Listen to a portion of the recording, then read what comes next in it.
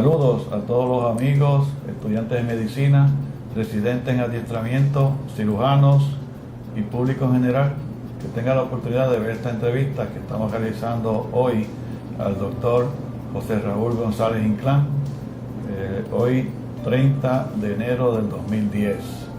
El doctor José Raúl González Inclán es un médico más joven que los que ya he grabado, pero que también ha hecho su huella en la cirugía en Puerto Rico, y por eso lo hemos invitado a que esté con nosotros en este periodo más o menos de una hora para hablar de su vida, sus aspectos personales, profesionales, todo lo que ha hecho, de lo cual esté satisfecho, las frustraciones, los problemas y todo lo que nos quiera contar de su vida. José Raúl, pues gracias por estar aquí y aceptar la invitación. Cómo no, mucho gusto.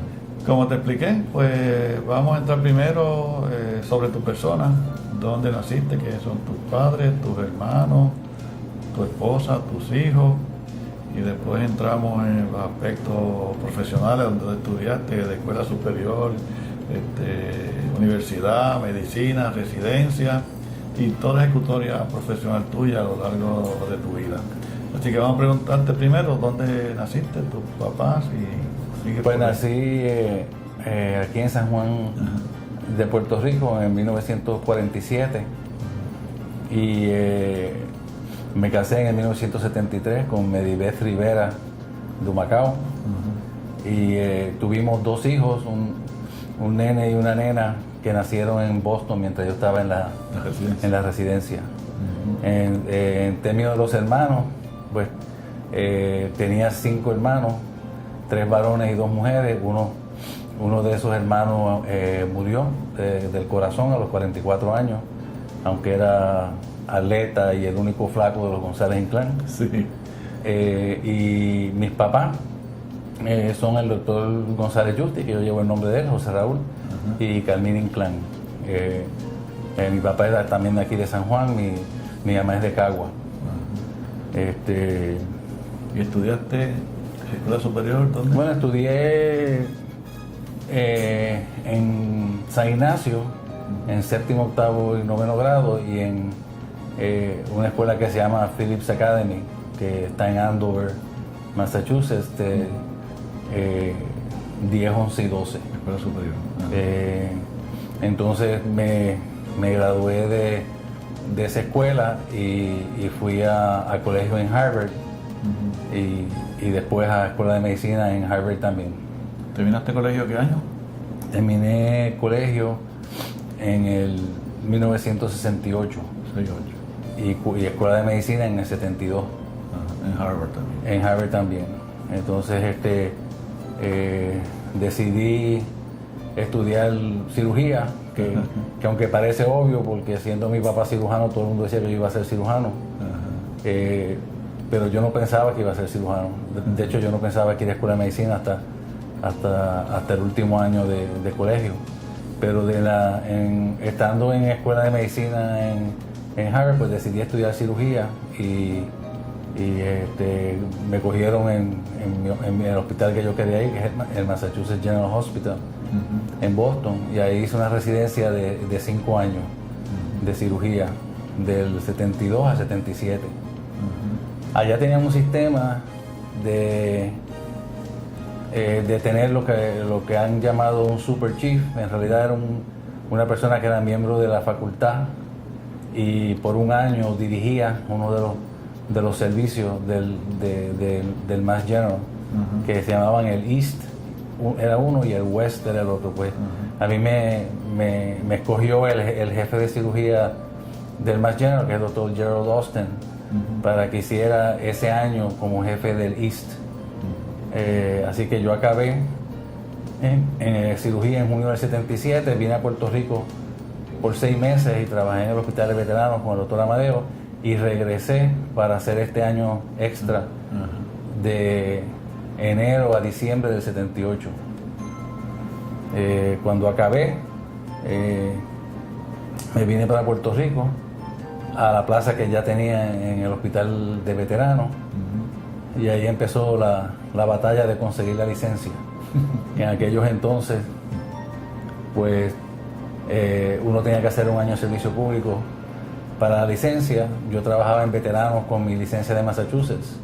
Y cuando salía de los portones de veteranos era médico. Y eventualmente pues logré que me asignaran al centro médico para hacer ese año de servicio público.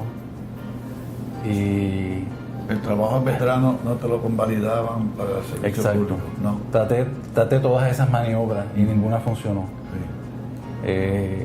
Tenía que actualmente irme a servirlo, y ese fue el arreglo que se hizo. El problema era que inicialmente querían que yo fuera a Fajardo, y yo no quería, de jefe de cirugía del hospital que acababan de abrir en Fajardo, yo no quería irme del área metropolitana, y por eso fue que se tardó un poquito más en lo que se arregló todo. Entonces cuando por fin me lo dejaron hacer en el centro médico, pues bajé el tiempo que estaba en veterano y me fui full time a la escuela por un año hasta que me dieron la licencia, y entonces allí me pidieron que me quedara un tiempo más. Estuve 4 años más. Eso fue entonces el 79, ¿no? Eso fue de los 5 años en el centro médico, fueron del 80 al 85. 80-85. Y allí fue donde inicialmente, pues, cuando tú te fuiste de la escuela, pues me pusieron como jefe del programa de residencia. El doctor Gumersindo Blanco era jefe, sí, y yo era su subjefe. Y eventualmente cuando Gumersindo Blanco renunció a la jefatura, pues yo estuve de jefe interino por 9 meses. Sí. Eso creo que fue en 1983. Sí, y acabando el interinato, pues te nombraron a ti jefe. Y yo me quedé año y medio más para correr las cosas. Entonces por fin me fui de la escuela y subí mi práctica privada en el auxilio mutuo, que ya la tenía bien bajita, y subí el tiempo en veterano. Eso fue para el 84, 85. Y eso fue cuando me fui en junio del 85. Y entonces allí, en realidad coincidió, pues como ya había yo hecho los planes de que en la oficina que yo estaba metido como de cuña en la oficina de mi papá, en el auxilio mutuo, pues nos mudaron, hicieron una oficina que actualmente tenía mi nombre, y fue que entonces en realidad empecé la práctica privada. Hasta entonces era mayormente emergencias y ver uno que otro caso, era bien limitada. Eso fue 85, o sea que llevas 15 y 10, 25 años ya llevas allí practicando. Empecé en el auxilio, en realidad conseguí privilegios en el 81, enseguida que me dieron, enseguida que me validaron en el año de servicio público, pues saqué mi licencia permanente. Entonces empecé mi práctica en el auxilio, y eso fue en el 81, así que llevo 29 años ahora cumplo. Sí. Al principio limitada, pero de 85 adelante entonces. Exacto, más en grande. Completa. No completa, en realidad yo, después fue que, más tarde, yo creo que más bien para el 1990, fue que entonces bajé el tiempo considerablemente en veterano y empecé más en grande mi práctica privada. Entonces, en esa oficina estaba tu papá, ¿y qué otros cirujanos estaban allí? Pues en la oficina inicialmente estaba mi papá, el doctor Beltrán, Juan Manuel Beltrán, y el doctor Olivera. Cuando yo entré, pues yo hice el cuarto, y en la oficina esa nueva que nos dieron, pues había 4 oficinas médicas donde compartíamos gastos. Cada uno tenía su solo practice, pero compartíamos gastos por igual. Aún empezando, como yo digo. Muy bien. Y entonces, ¿tu papá estuvo cuántos años más practicando allí cuando tú llegaste? ¿Cuánto tiempo estuviste con él? Estuve del 81 que empecé allí hasta el 89 que él se retiró de la medicina. Y entonces él se dedicó a trabajar en los negocios de familia, y en el 91 murió de un ataque cardíaco. Pues ya se había retirado de la cirugía entonces. Ya hacía 2 años que se había retirado completamente de la medicina. Y Juan Beltrán también estaba allí, mencionaste, ¿no? Entonces Juan Beltrán estaba allí. Mi papá, de hecho, aunque está buscando los datos y no hay datos como tal, no los llevaban, pero ya él me decía que él fue jefe por 36 años en el auxilio mutuo, y básicamente a él lo reclutaron del presbiteriano para que viniera a dirigir la cirugía en el hospital auxilio mutuo, y entonces él fue el que se trajo a Beltrán. Y Y Beltrán, cuando mi papá se fue de jefe de cirugía, nombraron a Beltrán jefe, y como al año y pico de Beltrán ser jefe, le dio un derrame que se tuvo que retirar completamente de la cirugía. Y al él irse de jefe, pues entonces el doctor Calixto Romero me nombró a mí jefe de cirugía. Que eso fue ya como para el 89. ¿Y cuánto tiempo tuviste de jefe? Sí, yo tuve 11 años de jefe 11 años. en auxilio mutuo, entonces a los 11 años... ¿Hasta el 2000 entonces tuviste? ¿El 89? Casi. Lo tengo en el currículum, pero fueron más o menos. Entonces, al yo irme de jefe, nombraron a Miguel Echenique, mi socio. Él aguantó menos tiempo que yo, y después nombraron a Quique Silva, que es el actual jefe. Sí, sí. Y entonces en la oficina esa de nosotros pues estaba el doctor Olivera, Quique Olivera, que en paz descanse. Y yo trabajé muy cercano a él en el auxilio, que es tremenda persona y cirujano. Y él eventualmente se fue, básicamente diciendo que los cambios nuevos de aquel entonces de Medicare y eso lo tenían agobiado, y que él no quería seguir en ese tipo de práctica, y se fue al hospital de veteranos a trabajar. Después le dio cáncer de hígado, de una hepatitis B que le había dado de cirujano en el centro médico, y murió de eso. Entonces se fue dejó el auxilio mutuo y se fue a veteranos. Y se fue full time veterano. Entonces allí fue que él empezó todo, y tenía hepatoma. Sí. Y lo estaban tratando en Estados Unidos. De hecho, al entender mío, él actualmente murió del tratamiento, porque quimioterapia severa, quimioterapia que le daban fuertísima. Pero claro, esa era la única oportunidad que él tenía de echar para adelante, porque no era candidato para trasplante en aquella época. Y para removerle el tumor, porque eso era una cuestión difusa, ¿no? Sí. Muy bien. Pues allá había un grupo de cirujanos selecto, ¿no? Entonces llega Miguel Echenique. Y entonces llega Miguel Echenique, más o menos para el tiempo que Beltrán dejó la jefatura, y se une al grupo de nosotros, que entonces era Olivera, mi papá ya se estaba retirando también, y yo, o sea que quedamos en la oficina 3, el doctor Olivera, ahora el doctor Miguel Echenique y yo. ¿Y cuándo llega Canario? Quirico Canario. Entonces, más o menos cuando se va, en realidad lo que pasó fue que cuando el doctor Olivera se fue del auxilio, él nos pidió que cogiéramos al doctor Canario en su lugar, que ese era el voto de él, y obviamente el voto de él era sagrado, no que tuviéramos más ningún otro candidato. Y entonces cogimos al doctor Canario. Entonces éramos Canario, Echenique y yo en la oficina, hasta que el doctor Canario optó por irse de la oficina, montó práctica privada, y eventualmente tuvo problemas, que tuvo que hacerse un trasplante de riñón de la esposa, y entonces por fin se fue a trabajar al centro médico. Está en trauma, la unidad de trauma. Creo que hace trauma, y no sé si hace algo más, pero él está completamente... Él también se fue completamente de práctica privada y se dedicó a la escuela de medicina. ¿Y qué otros cirujanos están practicando ahora mismo simultáneamente contigo en el auxilio? Bueno, en el auxilio mutuo, el grupo grande de cirujanos generales es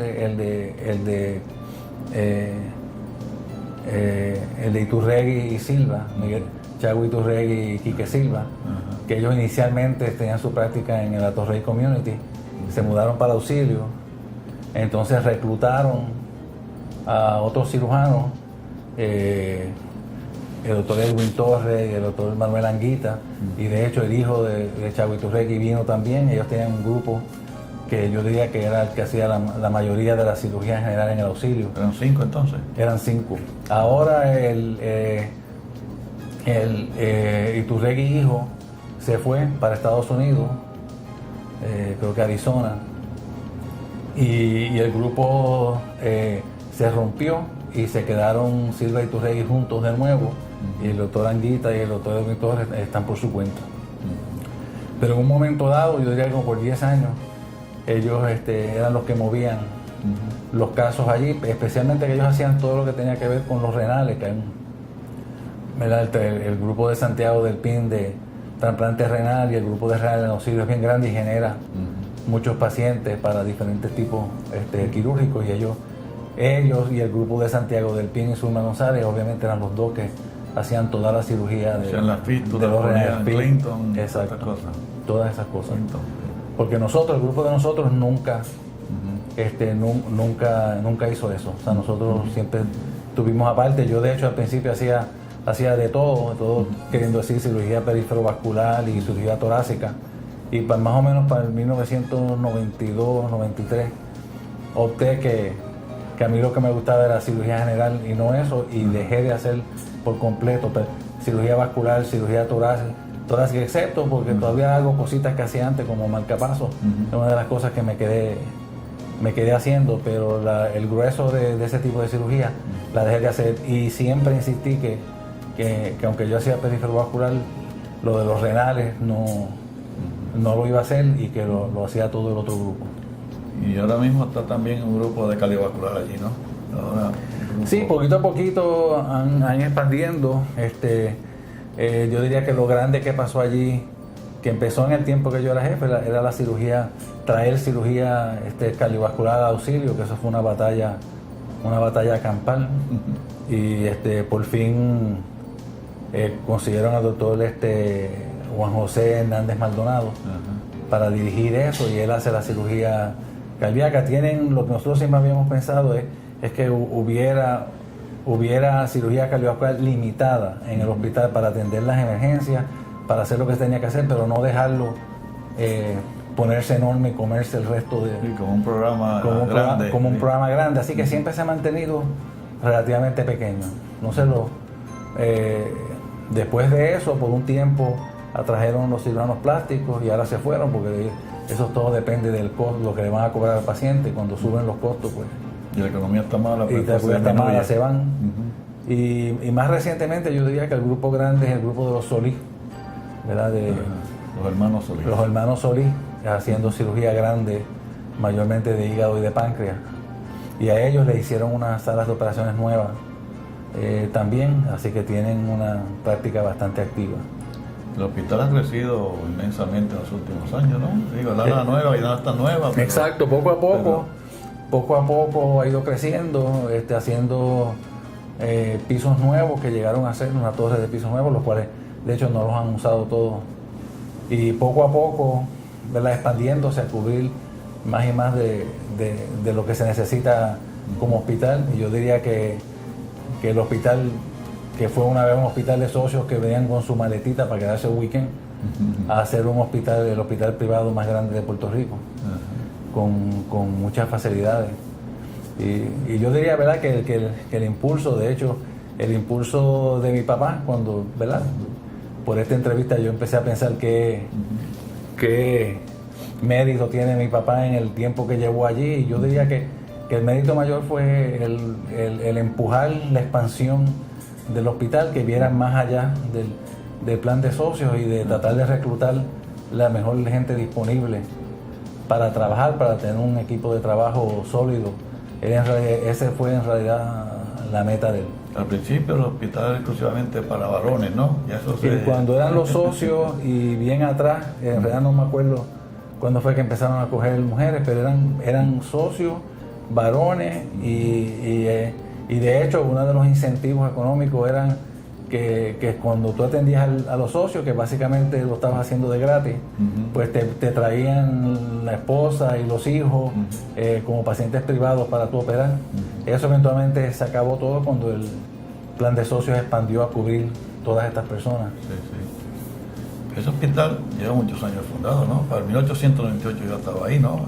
Creo que en 1883 fue que se fundó. Claro que eso debe haber sido una cliniquita en algún sitio que eventualmente se mudaron a esto, porque ahora en el 1983 pues cumplió 100 años de fundado, pero inicialmente era eso, era una cliniquita con unos socios que pagaban una cuota y ellos atendían a esos socios. Y fue en los 50 cuando reclutaron a mi papá y empezaron a expandir la facultad médica, que entonces se encaminaron en volverlo un hospital completo con pacientes privados. Eso es posiblemente el primer concepto de HMOs que existe, ¿no? Porque bueno, el plan de como HMO, sí. como Kaiser.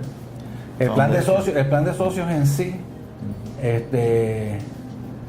así fue que comenzó, y cuando uno lo mira hacia atrás, pues yo diría que sí, que fue que igual que Kaiser Permanente fue de los primeros HMOs, y claro, la batalla mía, yo tuve que investigar eso mucho, porque cuando yo entré en la jefatura, pues mi primer tarea fue que le tenían que pagar a las personas que trabajaban para los socios apropiadamente, y sabiendo lo que ellos pensaban, pues yo les hice un package tipo HMO, tanto por cabeza al año para hacer la cirugía, y por varios años pues cambiamos un poquito, pero era un concepto en realidad, aún en pago, era un concepto con nosotros, por lo menos los cirujanos, como si fuera un HMO.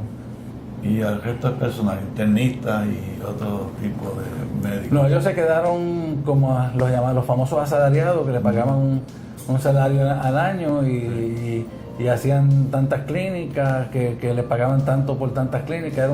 Era un sistema monetario que si uno se sienta a pensar no hace sentido, pero era la tradición, la gente estaba dispuesta a trabajar bajo ese sistema, y se siguió por muchos años. Muy bien.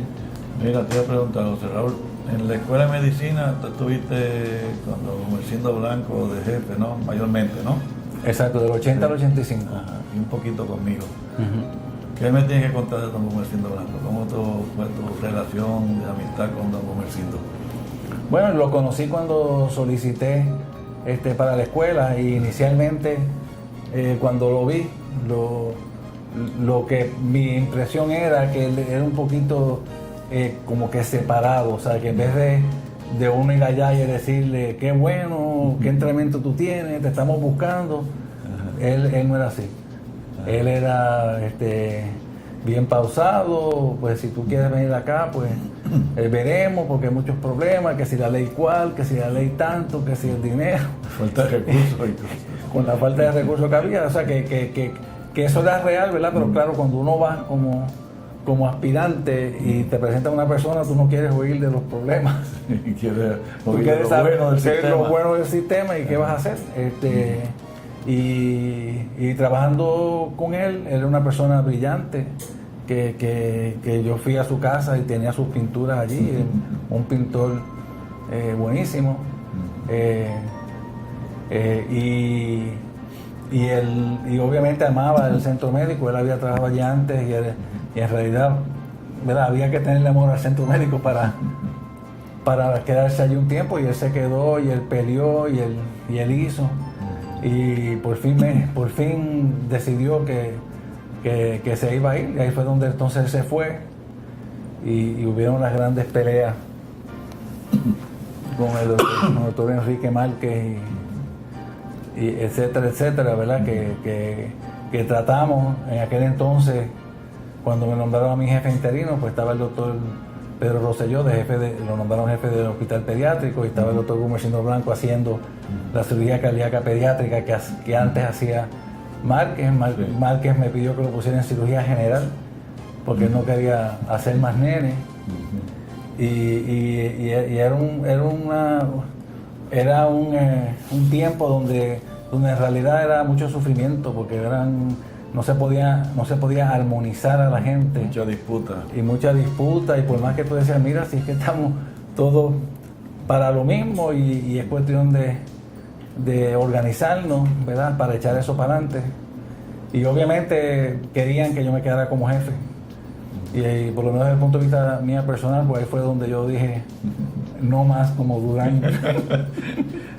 Entonces, ¿por qué tú decidiste irte? ¿Por qué no te quedaste en la escuela, en la academia totalmente? ¿Por ese problema? O sea, por ese problema y el hecho de que uno no tenía control de su taller, ¿verdad?, en el centro médico. Pero a mí me fascinaba ese tipo de enseñar y todo. Sí, y yo sí hubiera estado dispuesto a quedarme allí en otras circunstancias, pero con todo ese problema, pues yo decidí que obviamente ahí no iba a ser el futuro. Así, aunque tenía varias personas detrás de mí para que me quedara, yo les dije que que yo me iba a ir y me iba a ir a quedarme en veteranos y mi práctica privada, pero que allí no me iba a quedar. Cuando don Gumersindo volvió a veterano, ¿tú estabas allí? Porque don Gumersindo dejó eventualmente, después que Defendini y Márquez hicieran todas las cirugías cardíacas, y no quería competir con ellos y se fue a veterano y operaba cardiovascular. No, esto fue después. ¿Tú estabas allí o no? No, pues yo estaba en veterano cuando él operaba, en veterano. Sí. Y lo hacía muy bien. Todo esto fue en realidad después de eso. Porque ya después que se retiró de jefe y estaba trabajando solo como cirujano, cuando entonces se acabó mi interinato y tú empezaste a ser jefe, entiendo que ahí básicamente él se fue. Entonces, porque antes pues estábamos tratando de hacer algún tipo de triunvirato a ver si lo echábamos para adelante, pero al yo imagino que al yo ser una de las patas en eso y no quererme quedar, pues todo se cayó. Okay. Y ese marcha a Estados Unidos, la esposa era americana, yo creo que eso influyó también en que se marchara, porque yo creo que la esposa de doña Ana siempre añoraba volver a Estados Unidos y se fueron para San Antonio. Ella, exacto, sí. Aunque ella es una bella persona y obviamente hacía lo que el doctor Gumersindo quisiera hacer, pero estoy seguro que su pullita la metía de vez en cuando. Y en veterano estuviste con Amadeo de jefe todavía, ¿no? Amadeo tuvo una jefatura bien larga, ¿no? Tuvo una jefatura bien larga cuando yo vine y había acabado los primeros 5 años de cirugía en el 77, yo fui a veterano y pasé visita con él y eso, y él ya estaba allí. Cuando yo volví en enero del 79, que me reinstalé a veterano, pues él estaba de jefe también, así que gran parte del tiempo que yo estuve en veteranos, él estuvo de jefe. Yo me retiré eventualmente de veterano, creo que el 2001, 2002, por ahí. Pero los últimos 10 años que yo estuve en veterano, estaba lo que yo llamo un octavo, que yo en realidad todo lo que hacía era ir a sala de operaciones con los internos de cirugía, enseñarles a hacer hernias y cosas sencillas. O sea que ya no hacía cirugía grande. Y que fue una de las razones que también dejé de hacer lo otro en privado, porque donde yo mantenía mi expertise en cirugía torácica y periféroscopia era en veterano. Y al irme poco tiempo y dejar de hacer esa cirugía grande, pues ya otra de las cosas que yo pensé que ya no iba a mantener mi expertise. Lo abandonaste también en privado. Entonces, básicamente, para ese tiempo que me fui menos tiempo en veterano y empecé solamente a hacer cosas pequeñas con los internos, pues dejé de hacer eso en práctica privada. Muy bien. Y don David estaba para esa época también todavía, ¿verdad? Don David estaba para esa época. Sí. Y de hecho, pues, como yo estaba haciendo cirugía torácica, pues el doctor Amadeo me lo tenía asignado. Pero claro, don David, todos sabemos cómo él era, con el triquecito y se acababa el caso. Sí. Así que si tú lo tenías ahí en sala con él, no había para más nadie. Sí, muy bien. Y entonces, ¿cuándo se retira Amadeo? ¿Tú te acuerdas o no? Más o menos. No recuerdo. No. Pero básicamente, ¿verdad? Tuvo problemas psiquiátricos y se tuvo que ir. De hecho, yo nunca lo llegué a visitar en su casa, pero amigos de él como don David y Sarra y Asmayer trataron de ir y era imposible. O sea, fue un problema de una persona con tanto a ofrecer que de momento se aniquiló. Sí, pues digo, no estaba tan viejo, podía haberse quedado más tiempo, pero... Exacto, no fue problema de salud, fue de salud física, orgánica, física, fue lo otro. Sí, muy bien. Oye, el veterano no tenía más que 3 jefes, entiendo yo: Pasalacqua, Luis Pasalacqua, Amadeo y Ribe Mora. Esto ha sido todo en la historia del hospital de veteranos, entiendo yo. Claro, yo viví la época de Amadeo y Ribe Mora, el doctor Pasalacqua yo no lo conocí. Mucho más viejo, sí. Muy bien. Entonces, en el auxilio, pues sigues practicando cirugía general. Y en cirugía general, ¿qué te interesa más o qué te da más satisfacción de lo Pero que yo en haces? realidad, cirugía general siempre ha sido lo más que me ha gustado. Por desgracia, en realidad en práctica privada, uno no tiene opción de decir qué es lo que le guste, sino que uno hace lo que llega, lo que lo que me refieren. Y a mí en realidad mi interés principal es cirugía gastrointestinal. Y lo más que me gusta siempre ha sido tracto biliar, estómago, páncreas, ese tipo de cosas. Y cirugía de colon, que la he seguido haciendo, aun cuando los proctólogos llegaron, pero todo tipo de cirugía gastrointestinal. Y me fascina obviamente pues ver los casos más complicados. Yo diría que en privado los problemas de páncreas, excepto ahora con los Solís, ¿verdad? Que ellos están haciendo todo eso. Por un tiempo los casos de páncreas tendían a rotar hacia mí. Cáncer de páncreas, para hacer Whipples, y ya de hecho decidí que no iba a hacer más Whipples. El último yo creo que hice hace como 5 años. Pero llegué a hacer, y claro, lo que pasa es que yo era bien conservador y solamente operaba, hacía Whipples a gente que yo creía que tenían oportunidad de curarse, y por esa razón de hecho tengo una gran parte de los Whipples que he hecho que sobrevivieron. Pero es porque escogía los casos. Sí, no le hacía los Whipples a cualquier persona, sino a la gente que tenían chance de curarse de Whipple. Sí, esa área siempre ha sido controversial. Hay una serie bien grande de Whipple con una mortalidad bien bajita, pero en centros bien grandes y con residentes y personas que ayudan a cuidarlo, porque quizás en privado aquí es muy exigente para el cirujano, ¿no? Bueno, los casos en realidad... Si uno lo opera bien, salen bien. Exacto. Los casos, aquí el problema de esa área es las decisiones.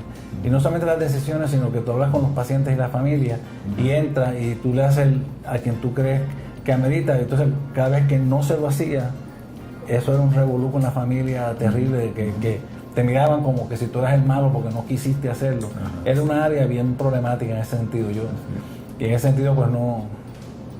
Pienso que hice lo correcto eventualmente en retirarme de esa área, y estos muchachos hacen un montón de Whipples. Aunque siempre hay que explicarle la mortalidad, la mortalidad en general y la mortalidad del cirujano en particular, ¿no? Exacto. Como qué expectativas tiene el paciente de que va a salir bien de la operación. Muy bien. Y en el auxilio, ahora mismo tú estás joven, ¿no? Tú pretendes vas a seguir trabajando ahí hasta bueno, 63 años ya no es tan joven. Yo sí pienso, o sea, no he hecho planes para retirarme. De hecho, cuando cumplí los 60, parece que en la escuela que educan a los contables le dicen, mira, cuando tu cliente llega a los 60 le tienes que decir, y obviamente cuando yo cumplí 60 y fui a contable y me habló de todas estas cosas, yo salí bien deprimido de allí. Ahora, pues ya no me lo menciona tan a menudo, pero no pienso retirarme por ahora. A mí me gusta seguir operando. Está bien de salud. Y los vaivenes, ¿verdad?, de las cuestiones de los referidos, pues hay que bregarlo. Cirugía es una cosa totalmente diferente a tener un comercio de clavos, como les decía antes, a la gente que está en la junta del auxilio, ¿verdad?, que es una cosa diferente. Así que hay que ver cómo uno se defiende en ese sistema sin pisarle los callos a más nadie. Y tú has visto los últimos cambios en la cirugía, aunque tú no eres tan mayor de edad, pero has vivido ya gran parte de tu experiencia como cirujano. ¿Has visto los cambios recientes en la cirugía, en el sistema de pago, en la sociedad en general, en los programas de residencia? Tú sabes que acabo de mencionar que tienes 63 nada más, pero en Estados Unidos creo que la época de retirarse los cirujanos 55 promedio, y nosotros en Puerto Rico pues seguimos trabajando mucho más de esa edad, aunque ha ocurrido una cosa bien interesante. Yo sé de algunos cirujanos que se retiraron y cuando hubo el problema económico de la bolsa de valores perdieron dinero y han tenido que regresar a trabajar. O sea que pero ¿qué me tienes que decir de los últimos cambios que tú has visto en la práctica de cirugía? Bueno, ¿verdad? Aquí en Puerto Rico, pues la manera que yo lo miro es que cuando yo llegué, pues había un grupo de cirujanos que era el grupo de cirujanos que dominaba la cirugía en San Juan, vamos a decir. Y que nosotros éramos los jovencitos mirando para arriba a ver qué pasaba. Yo creo que ya ha habido un cambio generacional, ¿verdad? Y ese grupo de cirujanos que eran los líderes, pues o se han muerto o se han retirado. Y entonces nos ha tocado a nosotros, el grupo de nosotros, de hacer la batalla. Y entonces el grupo nuevo, que sería el que nos sustituiría a nosotros, pues lo que he visto es que se ha fumado.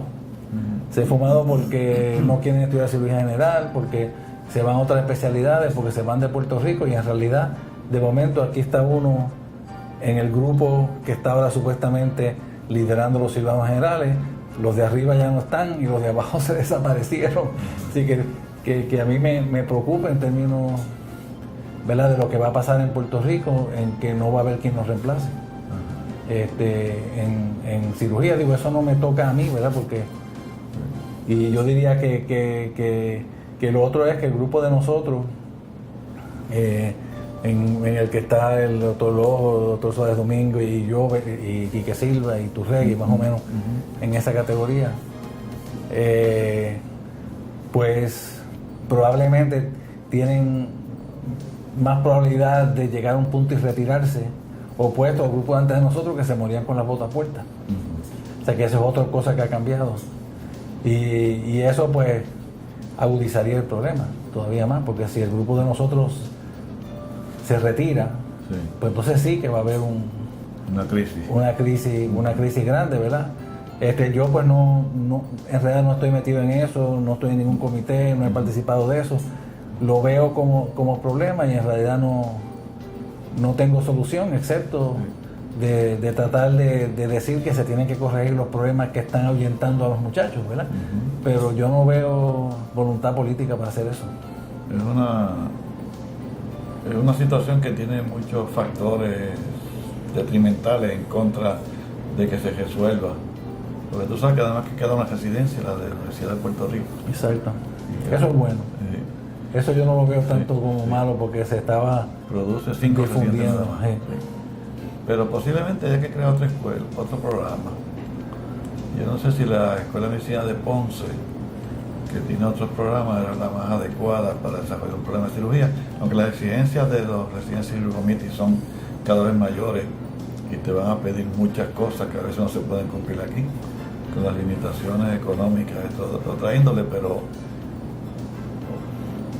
y lo que es importante es que la escuela de aquí la residencia aquí no puede perder la acreditación, nunca. Porque si la pierde, se van las otras especialidades quirúrgicas, la superespecialidad de urología, ortopedia, neurocirugía y ENT. Así que eso es un factor bien importante. Pero alguien tiene que tomar el liderato de cómo se resuelve eso a largo plazo. Antes que lleguen los próximos 10 años, entonces sí que tengamos una crisis de falta de Exacto. Yo diría, ¿verdad?, que hablando de ese problema, pues obviamente está la cuestión de la escuela, que como tú dices, yo estoy de acuerdo, se tiene que mantener para poder producir, pero a esos residentes en cirugía general, hablando de esa área específica, pero que las cosas que están ahuyentando a los cirujanos generales es lo que hay que corregir, y obviamente el campo más grande es la cuestión de malpractice. ¿Sabes? Y yo pues he participado un poquito en paneles y eso, y lo que me parece es que no, como te mencioné antes, que no hay voluntad política para resolver ese problema. Ellos no lo ven el problema. Cada vez que los ciudadanos generales lloran, ellos dicen que son lloricones, y no se dan cuenta que hay un problema real que hay que resolver, y eso es una de las cosas grandes que se tendría que resolver, para que si la escuela sigue produciendo residentes, pues cuando salgan afuera tengan un ambiente donde ellos se quieran quedar aquí en Puerto Rico y trabajar. ¿Tú percibes que el ambiente actual entre los cirujanos o los médicos en general y los pacientes es un poquito tirante o sospechoso de que te pueden demandar? No, yo diría que eso es una cosa que yo no he visto en mi práctica. O sea, yo entiendo que cada persona tiene una práctica de tal y tal y que tiene ciertos problemas, pero quizás protegidos en el auxilio con ese tipo de práctica, pues yo he podido llevar una práctica de gente que nos llevamos bien, que no hay esa cuestión tirante. Eso yo no lo veo en la oficina. El problema es que de vez en cuando sí sale una demanda y la manera que esta gente está bregando con eso es terrible. Terrible, pero no porque yo me sienta amenazado cada vez que intento hacer ese tipo de práctica. Yo oigo de personas, ¿verdad?, que también depende del tipo de práctica que tú tienes y si es de mucha gente joven y de mucha gente que está en reforma, pues a veces cambia y uno oye barbaridades de la manera que estos pacientes se comportan, ¿verdad? Y no es por ser elitista, pero eso ocurre. Pero gracias a Dios yo eso no lo he visto. O sea que esa parte no tengo quejas en términos de la práctica. ¿Tú no te has afectado grandemente por la cuestión de responsabilidad profesional médica? Bueno, yo sí me he afectado, pero mi parecer es que es culpa principalmente de CIMED. O sea, yo tengo una batalla no declarada con ellos porque cuando yo tuve una demanda hace un tiempo atrás y se resolvió, y entonces de momento tuve dos casos los cuales que yo creía que se podían pelear y es verdad que yo escogí la persona de CIMED, el abogado para protegerme, pero ese abogado todo lo que hizo fue enseguida que llegó vamos a transar. O sea que eso de pelearlo, nada. Entonces cuando se transó, pues al transarse me subieron el malpractice, la prima de 7,000 a 21,000. O sea, 2 veces, ¿verdad? Porque tú suben de 7 a 14 y de 14 a 28. Pero la manera que lo hacían. Y yo, pues, no creía que eso era razonable, pero pues ese es el sistema. Pero entonces, después de eso, pagando 28,000 pesos al año, ellos se reunieron con una gente un verano y decidieron que iba a aplicar una fórmula. Ya yo estaba en lo mío de pagar eso. Y de momento me lo subieron de 28 a 38.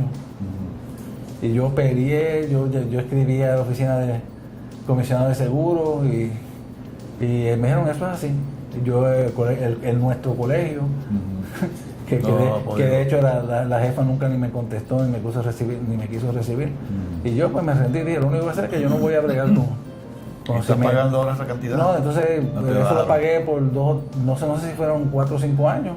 Entonces de momento pues bajó y gracias a Dios todos los últimos casos que he tenido, todos se han arreglado.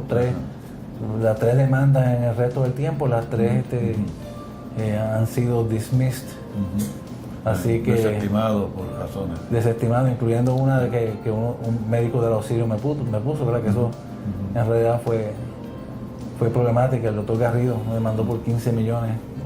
Yo no sé si tú te enteraste de ese caso. El hijo de él tuvo un accidente y lo llevaron al centro médico. Él se lo sacó del centro médico, lo llevó al auxilio, no pudo conseguir que estaba de guardia, me llamó. Yo me levanté a las 1:30 ir a verlo y dije, mira, ese muchacho tiene que estar en el centro de trauma donde vino, ahí que tiene que estar. Llené todos los papeles, hice todo, lo mandé para el centro de trauma, entonces me demandaron porque yo no lo quise aceptar en el auxilio. Así que eso es lo que puede pasar, ¿verdad? Y eso es la manera que hay que resolver ese problema para todos los futuros, porque nadie se va a querer quedar en una profesión haciendo eso con esa amenaza. Es un disuasivo muy increíble, grande para los muchachos jóvenes. Y se van para Estados Unidos donde le pagan todo y le dan un salario.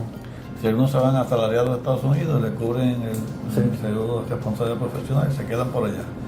Y eso pasa la calidad de vida, entonces también en Puerto Rico está afectada por otras cosas, por eso los muchachos jóvenes, muchos se marchan de Puerto Rico, nada más se quedan los Quijotes, los héroes, los que les gusta estar en Puerto Rico, por la razón que sea.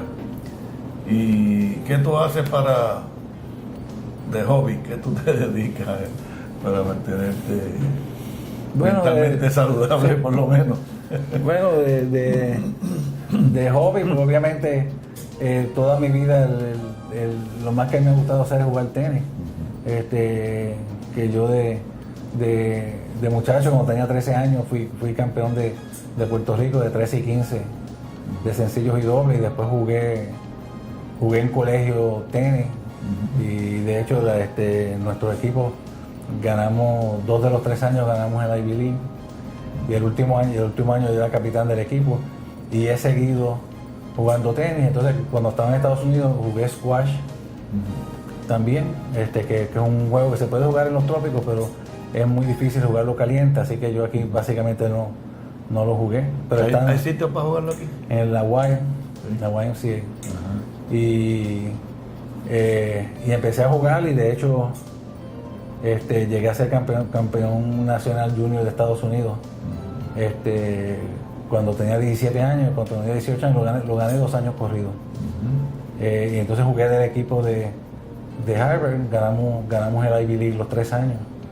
O sea que de 6 años que yo jugué deportes, tenis y squash, pues mis equipos ganaron 5 Ivy League pins de 6, o sea que fue tremenda cosa. Ya después en la escuela de medicina, yo me quedé en el club system que llama, jugando squash para el Harvard Club. Y gané el campeonato de Harvard Club un año, no me acuerdo qué año es, pero está allí en una pared pintado y jugué de un equipo cuando jugábamos en equipo. Así que me mantenía eso como hobby. Ya claro, después que entré en la residencia, pues las raquetas las colgué porque yo no había para más nada, no había tiempo para hacer más nada. Pero después el squash no lo comencé, pero he seguido jugando tenis. Eso ha sido siempre el hobby mío. Sí. Okay. Mira, y en cuestión de investigación o publicaciones, ¿qué has hecho? ¿Qué cosas has publicado? ¿Qué te interesa? No, en términos de eso ha sido una cosa que nunca me ha interesado. Yo hubo un papel que yo publiqué que está en el currículum vitae cuando estaba en el centro médico, pero nunca me ha traído esa fase. De hecho, el segundo hobby grande mío, y es donde yo he pasado la gran parte del tiempo, mi tiempo libre en los últimos años, es mi interés en programas de manejo de oficina médica de computadora. Entonces yo empecé en eso en 1985 y he programado, o sea, yo lo programo yo mismo.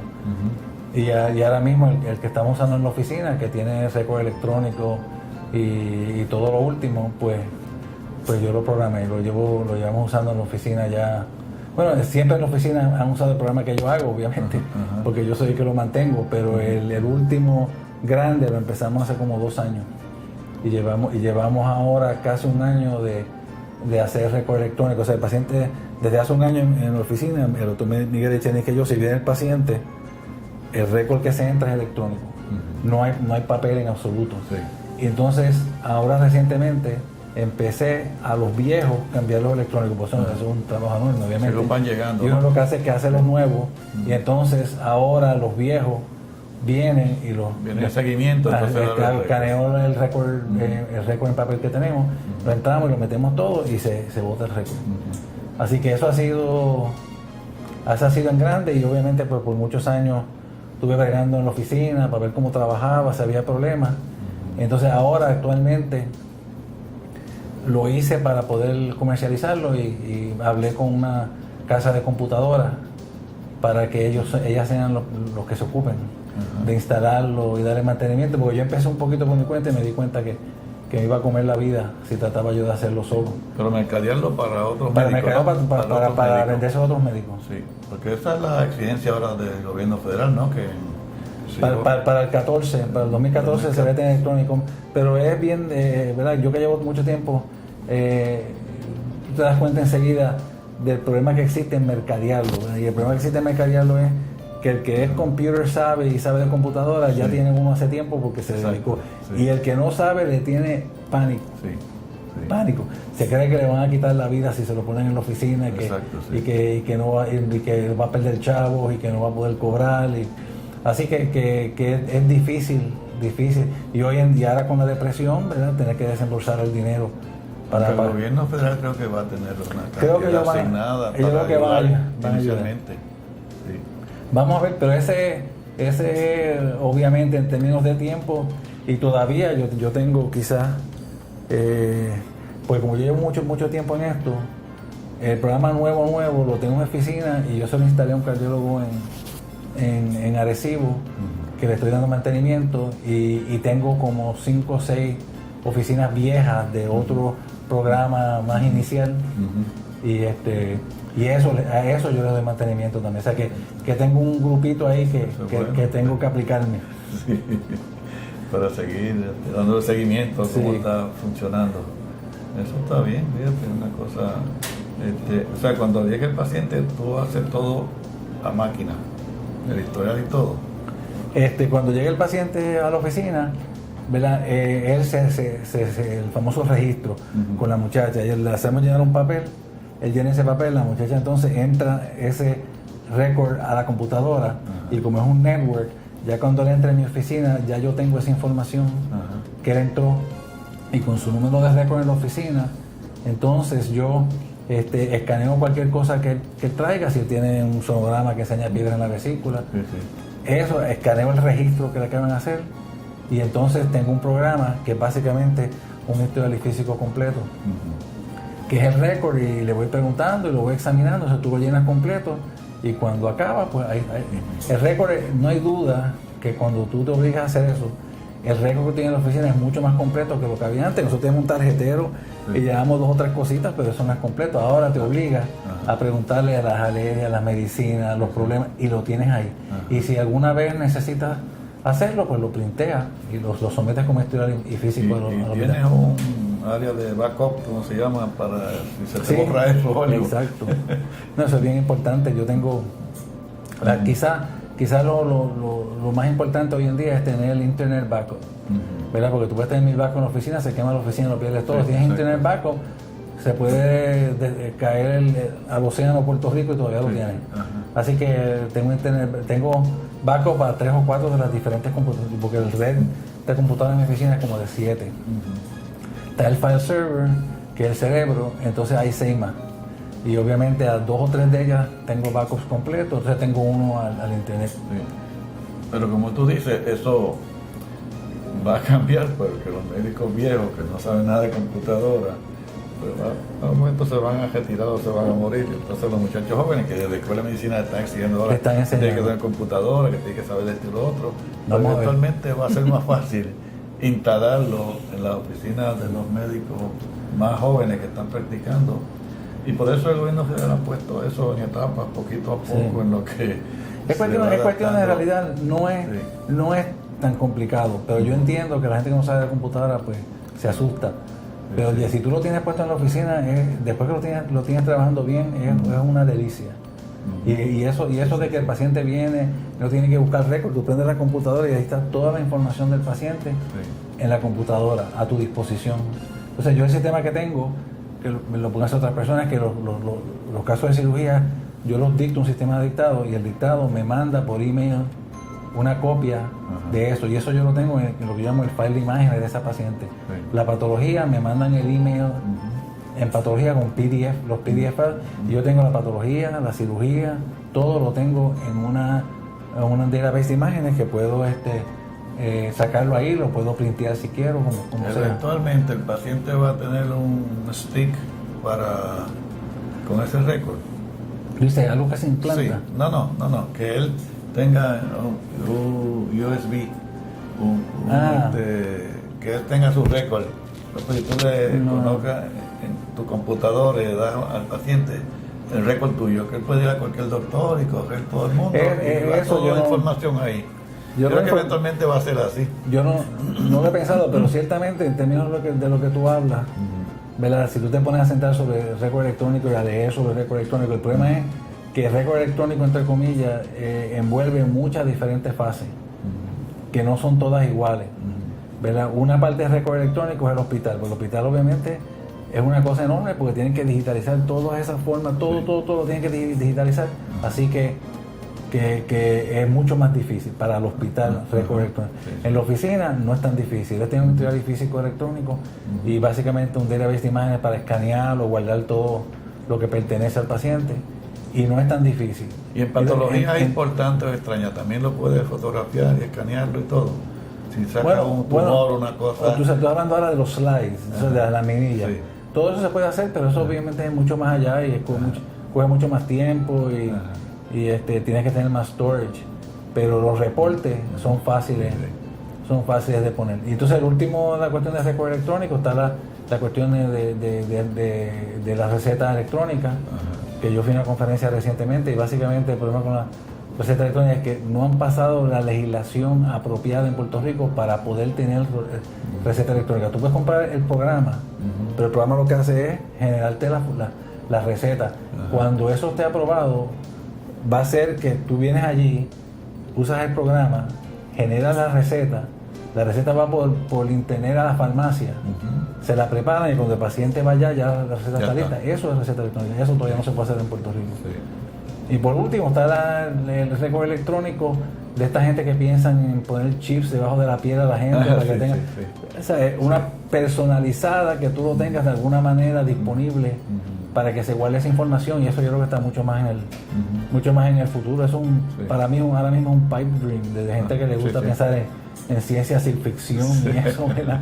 Pero esto otro es mucho más es mucho más al presente y que te resuelve el problema de tu oficina de papeles, de no tener que tener papeles. Paperless. De un paperless office. Muy bien.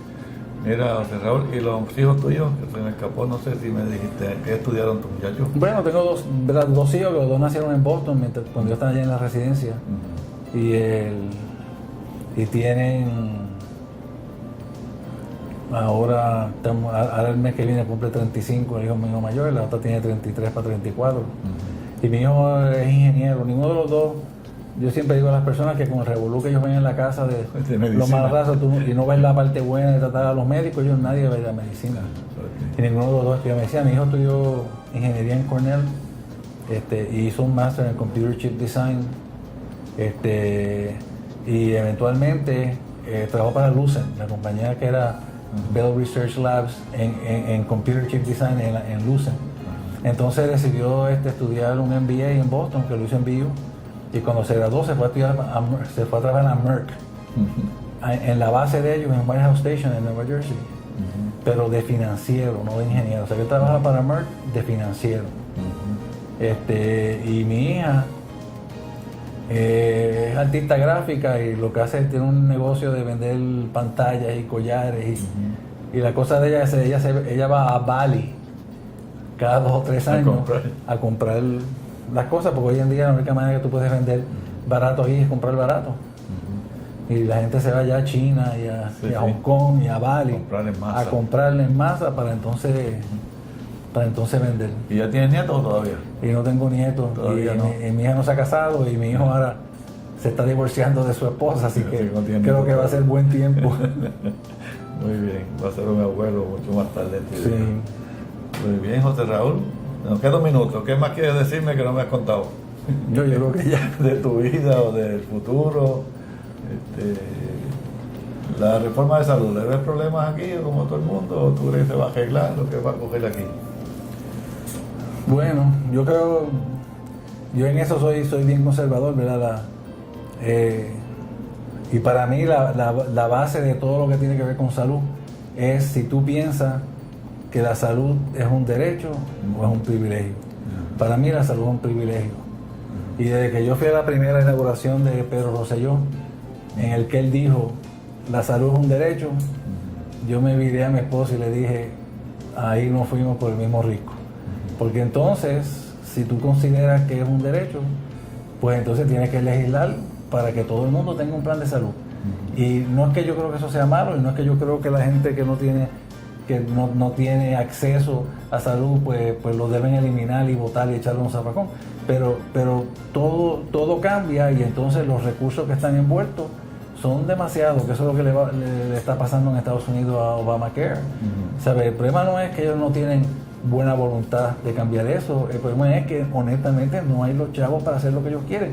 Es como nosotros siempre decíamos de chiste, ¿verdad? Tú estás en tu casa y vas al hospital, tú puedes ir en un Volkswagen o puedes ir en un Rolls Royce, el que insista que sea un Rolls Royce, pues ya está mal. Muy bien. Así eso es un problema que hay que buscarle soluciones, pero de decir, no, que lo que vamos a hacer es gastar los chavos que sea para cubrir hasta la última persona, eso no lo aguanta el sistema. Los fondos son finitos, no infinitos. Sí. Muy bien, José Raúl, Bien. pues se va a terminar el tiempo. Gracias por estar aquí. Cómo no, mucho gusto.